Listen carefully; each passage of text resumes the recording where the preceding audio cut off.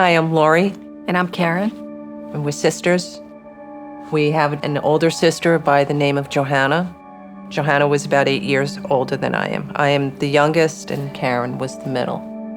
We grew up in a small home in New York on Long Island, and in the home, our parents, mom and dad, and our maternal grandmother, and an uncle.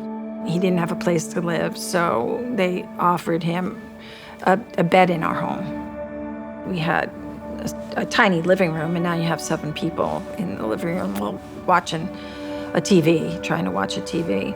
So us kids would be on the floor, the adults were on the couches, and he would walk by us and step on the tips of our fingers and look at us and look at our parents and look at us again. And of course, our parents never said a word because they couldn't see anything. But it was like instilling, you see, I can hurt you right in front of them, and they're not doing anything. Hanna had an idea that we were being abused and said to him, "Leave them alone. Do whatever you want to me. Leave them alone." And he promised, but he lied. So she was aware that it was happening to us and made what I think is like the ultimate sacrifice for us. And that's a hero in my mind.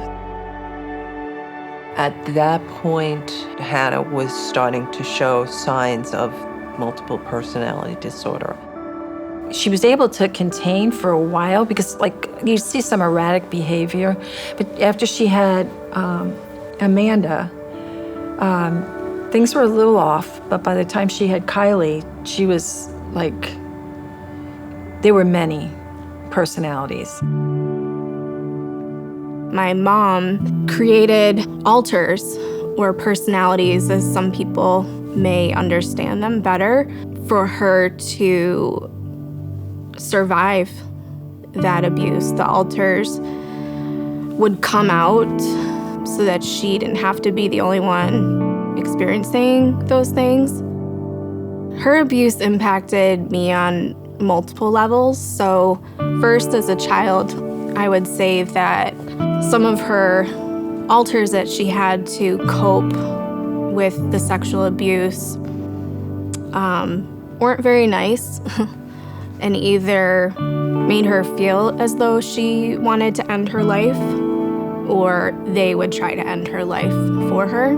I feel like I knew it from a very young age what ERs, when was the best time to go to an ER for panic attacks or suicidal ideations, which that's not something that a kid should know. It's something that she hid very well throughout most of her life. I feel like a lot of people didn't necessarily know it, or if they did, they didn't say anything about it. And she was obviously afraid to speak her mind of what was going on and afraid of the repercussions of what to say to people for all the abuse that was going on inside the house, ashamed of what was going on inside the house and thinking it was all her fault. My mom was a very giving person. She was very loving. She was great. She unfortunately passed when she was 47. She got pneumonia and passed away. It was about 2 weeks. So I was 19 and my sister was 14. Later in life, I got to go through old journals and stuff that she had written. Just hearing her talk about how she thought she was such a terrible mother, and she wasn't. And I want her to know that. I want her to know that she did the best job, and hopefully the life that I'm living today is a reflection of that. She had spoken about wanting to be a social worker and help children who have been through sexual abuse and assault. I think what I would say to her is, Mom, I did that. I went and got a clinical master's degree in social work. I'm working with children who are in foster care placements who are experiencing homelessness. Many of those children running away from home or being kicked out due to sexual abuse and assault. I feel like I'm living her legacy. I think that she didn't have to do those things to be a hero, but I also think that she was a hero. My involvement with CPC is in honor of Hanna and for everything she stood for.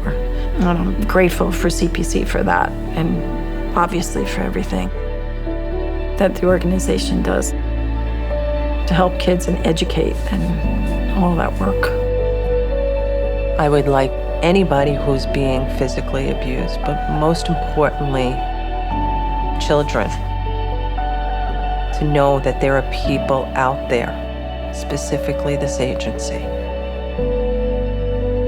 that they will believe you. And all you have to do is speak up. And sometimes it's just one little word that opens up the doors for your survival.